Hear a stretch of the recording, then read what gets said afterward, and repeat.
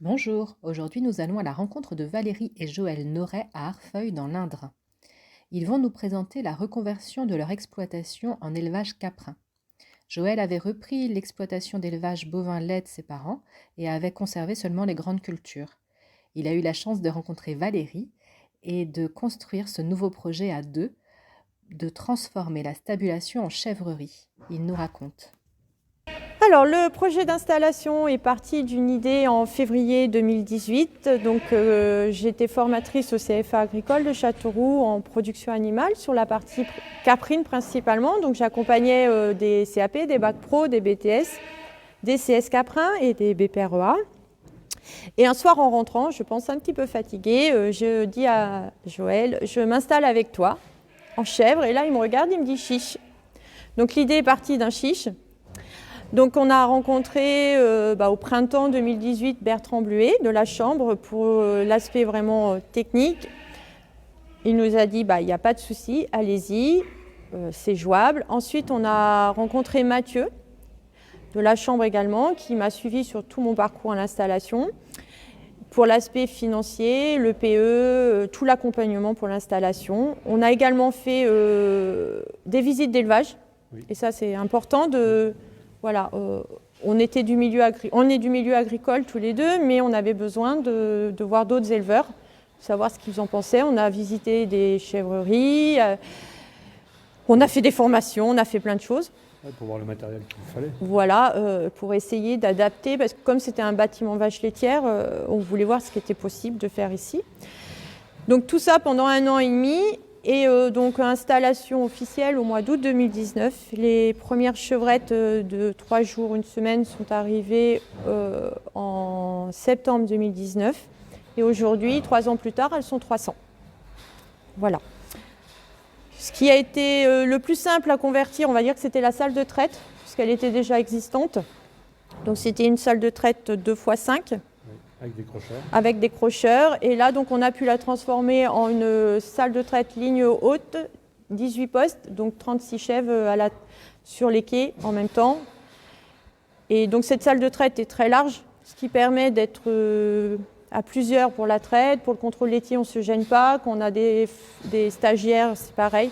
Voilà, elle est agréable et à la bonne hauteur pour moi. Un petit peu basse pour Joël. Voilà, un petit peu basse pour Joël, mais c'est principalement moi qui fais la traite, donc globalement ça va. Donc aménagement du bâtiment. Donc ici c'était une stabilisation vache laitière air paillé. Donc on a tout créé sous le bâtiment. Les bétons, les auges, les barreaux garrots, la lumière pour le dessaisonnement. Toutes les conduites d'eau avec les abreuvoirs.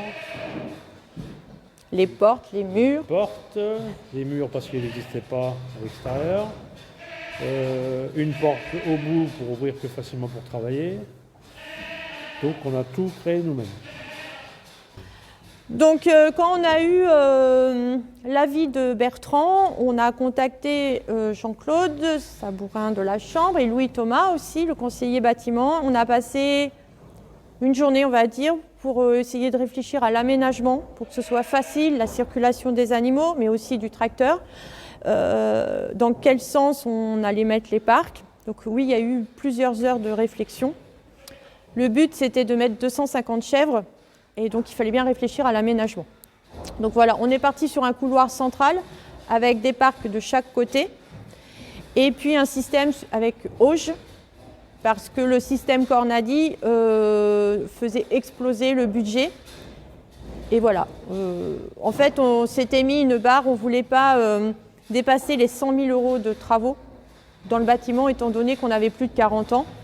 Et que voilà, ça allait être après, ça allait faire des remboursements sur plusieurs années. Donc on est parti sur des auges en bois, des barreaux garrots qui ont été fabriqués par Joël. Et en fait, tout est démontable, c'est-à-dire que si un jour on veut changer l'aménagement, c'est faisable. Voilà. Avantage et inconvénient du bâtiment vache laitière. C'est un bâtiment qui est grand, mais qui est un peu trop haut, à mon avis, parce qu'il y a beaucoup d'air qui circule. Donc l'été, quand il fait très chaud, ça va bien, l'air circule. l'hiver, il fait vite froid dans le bâtiment. Donc c'est pour ça qu'il y a une partie qui est isolée l'hiver en bâche et filet, qu'on enlève l'été pour la circulation du vent et de l'air surtout. En fait, le bâtiment, il a sa version hiver et sa version été. Donc voilà, pour éviter les courants d'air, puisque la chèvre déteste le courant d'air. Le froid, elle le gère assez bien, on va dire, mais le courant d'air, elle ne le gère pas du tout. Voilà, donc le principal inconvénient, c'est le courant d'air dans le bâtiment vache laitière, quoi. Donc, ce qu'on peut donner comme conseil, c'est faire des fumigènes pour voir l'évacuation de l'air. Voilà, si l'air circule trop vite, ça n'ira pas. Si ça ne circule pas, c'est pas mieux, on aura des problèmes d'ammoniac. Donc voilà, c'est toujours de l'accompagnement, Bah oui, ça peut être un inconvénient qu'on peut montrer, oui. Ouais. Là, on le sent. Si tu es là, tu sens l'air là. L'air monte super bien et arrivé à mi-chemin, hop, elle tombe sur les parcs. C'est là que j'ai demandé, je me rappelle, un devis à un charpentier pour nous remettre une autre rangée de... Une autre cheminée. Okay. C'est clair, même si le vent il arrive, bah, il va taper sur l'autre. Ouais, c'est vraiment pas grand-chose. Mais... Ouais. Et en fait, au départ, on s'est dit, il y a un truc. Donc, on a juste pris un briquet et on gardait la flamme. Et là, c'était impressionnant. La flamme était couchée complètement quand on a eu le problème de pasteurellose. Et parce que le vent, il venait là aussi. En fait, c'est ce côté-là, là, ce pignon qui pose souci. On est en train de remettre des planches. En fait, dès qu'on a mis la bâche l'année dernière sur toute la longueur, hop, terminé. L'alimentation des chèvres, donc elles ont, suivant si c'est un lot désaisonné ou saisonné, elles ont soit du foin de trèfle, soit du foin de luzerne, enrubanage de sainfoin. Donc l'enrubanage de sainfoin, c'est une légumineuse qui avait été, on va dire, abandonnée. Et en fait, c'est exceptionnel. Au niveau matière azotée, on a un très bon taux de matière azotée, ce qui nous permet de réduire l'apport de concentré du commerce. Sinon, au niveau ration, c'est maïs, orge, un peu de granulé à 30% et de la févrole. On est en zone AOP, Sainte-Maure-de-Touraine, donc nous, tout est produit sur la ferme. La févrole n'est pas produite sur notre ferme, mais chez un voisin sur la commune. Et puis, on est autonome en fourrage. Autonome en paille, en fourrage. Les fourrages, les légumineuses, ça représente 80 hectares sur les 190 de la ferme. On est largement autonome. Notre but, c'était d'être autonome et de faire notre lait à moindre coût. Nous, on travaille beaucoup avec nos marges. Nos chèvres n'ont pas des rations très hautes en concentré, mais le but, c'est d'avoir une marge brute intéressante derrière. Les projets de la ferme, donc pâturage au printemps pour une partie des chèvres. Pâturage tournant. Le pâturage a été pareil, c'est parti d'une idée et on s'est fait conseiller par notre technicienne, donc Florence Piedot, et on a travaillé aussi avec Herbe et Fourrage, donc avec Pauline, pour les semences, les variétés à implanter. Le mélange. Le mélange. Autre projet, développer la ferme pédagogique.